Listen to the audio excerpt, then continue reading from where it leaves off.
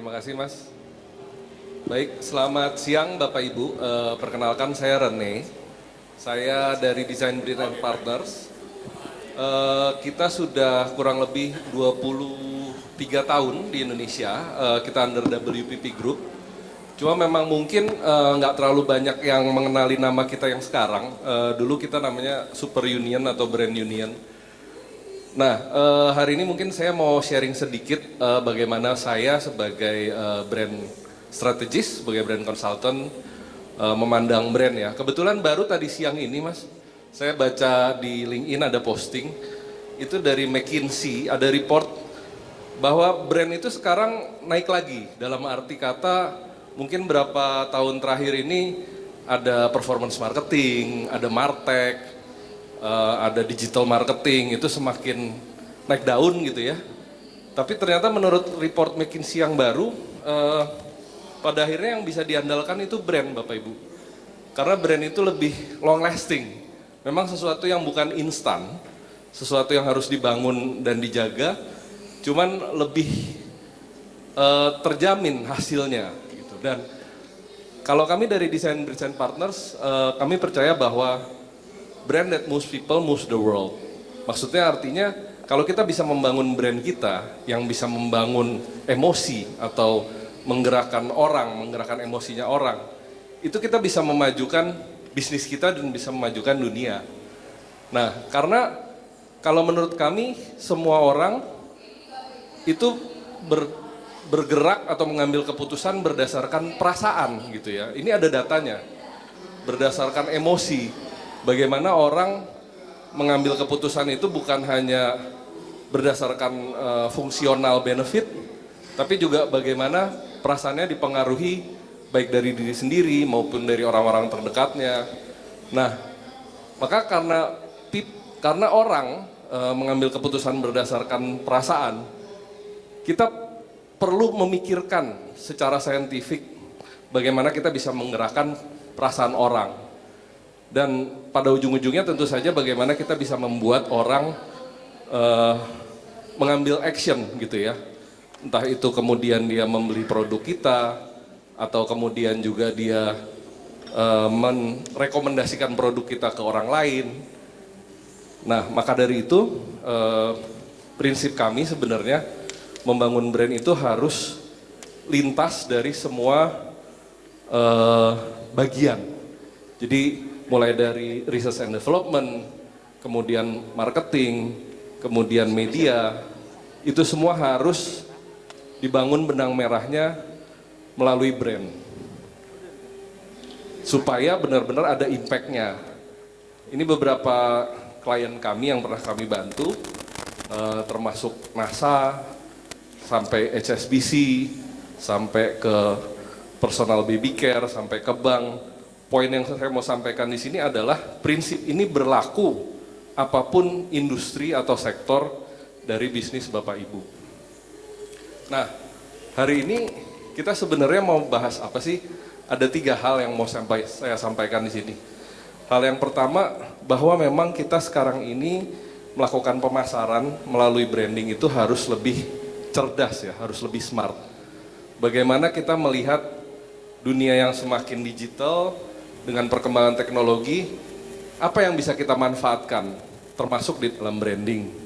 Namun lebih jauh, kita harus melihat bahwa strategi kita itu harus dimulai dari goal yang clear ya, tujuan akhirnya apa. Jadi jangan kita cuman mengejar target awareness, target sales, target engagement, itu semua bukan goal akhir Bapak Ibu. Goal akhir kita tuh harus jelas, brand kita mau dilihat orang sebagai apa, mau menjadi apa. Dan kemudian terakhir yang mau saya sampaikan juga, bahwa meskipun brand kita kelihatannya sibuk gitu ya, kita mengejar awareness, kita mengejar brand experience dari customer kita, tapi kita harus selalu bertanya apakah brand kita itu sudah efektif, apakah brand kita itu sudah optimal bekerja keras untuk bisnis kita. Makanya kita harus selalu memantau pergerakan brand kita. Kalau belum optimal, apa yang masih bisa kita tingkatkan. Nah, itu garis besar yang mau saya sampaikan hari ini. Hal pertama mengenai smart creativity. dengan menggunakan teknologi. Jadi pasti Bapak Ibu di sini sudah tahu tentang AI lah ya. Bahkan banyak juga mungkin yang sudah memakai setiap hari. Saya nggak mau jelaskan lebih jauh mengenai apa itu AI. Cuma mungkin saya mau sharing. Kalau di company saya, kami memanfaatkan AI itu dalam membuat konsep. Jadi tadi saya sudah perlihatkan sekilas beberapa klien-klien kami dari berbagai industri. Salah satunya Singleton. Mungkin ada yang suka juga, ada yang pernah nyoba. Singleton ini kita selalu mencoba membuat konsep baru. Zaman dulu sebelum ada AI, kita membuat konsep itu lama banget Bapak Ibu. Dan padat jadwalnya gitu ya.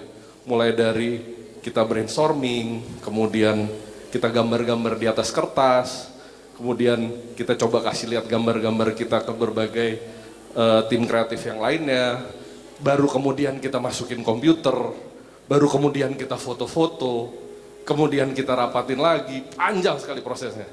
Itu semua berkat AI kita bisa cut. Dari tim kreatif kita membuat AI berdasarkan konsep packaging yang lama. Kita bikin prompt jadi konsep awal. Kita coba explore lagi, semakin tajam. Kemudian, kita bahkan bisa bikin videonya. Hanya dalam waktu hitungan menit, yang sebelumnya kita habiskan berminggu-minggu. Kemudian kita bawa presentasi ke klien. Klien kurang suka, kita bisa ganti lagi konsepnya dengan cepat. Bayangkan kalau zaman dulu, klien kurang suka dengan konsep kita butuh 2-3 minggu lagi untuk membuat konsep baru. Sekarang sangat cepat. Itulah kalau buat kami sebagai brand consultant yang kami sebut dengan smart creativity ya. Penggunaan AI untuk membuat konsep bisa begitu cepat dan begitu detail sehingga klien bisa membayangkan jelas, oh brand saya akan seperti apa nih nanti ketika sudah jadi didesain. Nah, selain dalam konsep creation, dari kami juga memanfaatkan AI untuk brand management. Jadi kalau mungkin Bapak Ibu tahu ada benda yang namanya brand guideline atau brand book gitu ya. Kalau dulu saya awal-awal karir saya 25 tahun lalu, itu benar-benar buku gitu kan. Bukunya tebel ratusan halaman. Di situ ada fontnya, ada bentuk logonya, ada bentuk brand asetnya segala macam ada lengkap di situ. Zaman sekarang itu kita sudah kembangkan yang namanya digital brand portal. Jadi semuanya bentuknya dashboard. Nggak perlu lagi ada buku, nggak perlu lagi kita nyetak-nyetak. Dan yang pasti dengan adanya digital brand portal ini, mau Bapak Ibu punya cabang di 100 kota, 100 cabang, ketika harus menggunakan brand book atau brand guideline ini, itu sudah pasti konsisten. Tinggal download, tinggal dikembangkan, jadi desain. Bahkan lebih jauh lagi, saat ini kalau kami punya tim teknologi. Zaman dulu desain branding, mana ada yang punya tim teknologi kan? Kalau di tim kami, ada tim kreatif teknologi yang tugasnya mengembangkan aplikasi. Jadi ketika Bapak Ibu sudah punya brand guideline, kemudian dikembangkanlah aplikasi untuk membuat konten. Sehingga bisa dipastikan konten Bapak Ibu itu konsisten dan sesuai dengan brandingnya. Kenapa? Karena ini sangat perlu untuk membangun brand yang bisa menggerakkan emosi tadi saya sebut di depan.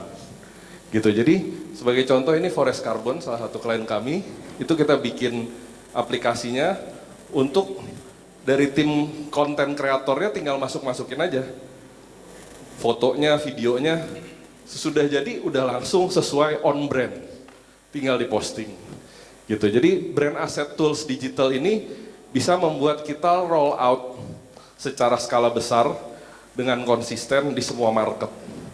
Nah inilah kalau menurut kami yang kami sebut smart creativity. Nah tapi yang tadi saya sebut di awal, kita harus tahu persis sebenarnya tujuan akhir kita apa sih? Gak apa-apa kita salah, namanya kita manusia. Cuman yang paling penting kita harus sadar kalau kita salah. Dengan cara kita terus memantau brand kita.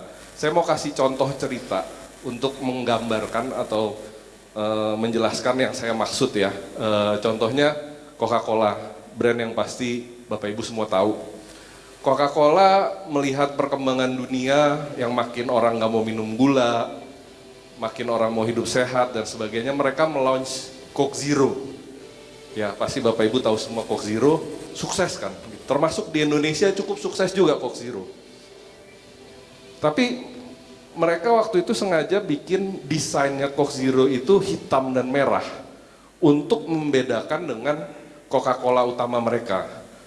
Itu awalnya mereka masih tes pasar juga kan. Ternyata sukses, mereka terus mengembangkan brand Coke Zero ini dan sudah terlanjur brandnya hitam dan merah.